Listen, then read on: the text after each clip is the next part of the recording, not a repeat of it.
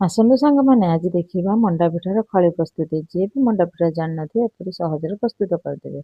ପ୍ରଥମେ କଡ଼େଇ ବସାଇ ସେଥିରେ ଅଳ୍ପ ପାଣି ଦେଇ ଟିକେ ଚିନି ଲୁଣ ପକାଇ ଗୁଣ୍ଡ କରି ରଖିଥିବା ଚାଉଳକୁ ଭଲ ଭାବରେ ଛିଞ୍ଚି ସିଝି ସାରିଲା ପର୍ଯ୍ୟନ୍ତ ଯନ୍ତଣୀକୁ ପ୍ରସ୍ତୁତ କରିଦିଅନ୍ତୁ।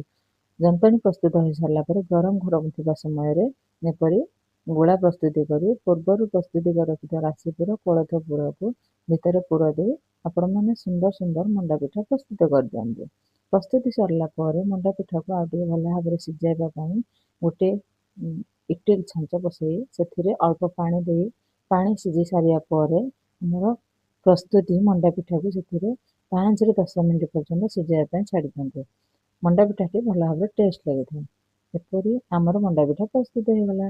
ଏପରି ଦେଶୀ ଷ୍ଟାଇଲ ରୋଷେଇ ଶିଖିବା ପାଇଁ ଚ୍ୟାନେଲକୁ ସବସ୍କ୍ରାଇବ୍ କରିଦିଅନ୍ତୁ। ଭିଡ଼ିଓଟି ଯଦି ଭଲ ଲାଗିଥିବେ ଲାଇକ୍ ଟିକେ କରିବାକୁ ଜମାରୁ ଭୁଲିବେନି। ରହିଲି, ଜୟ ଜଗନ୍ନାଥ।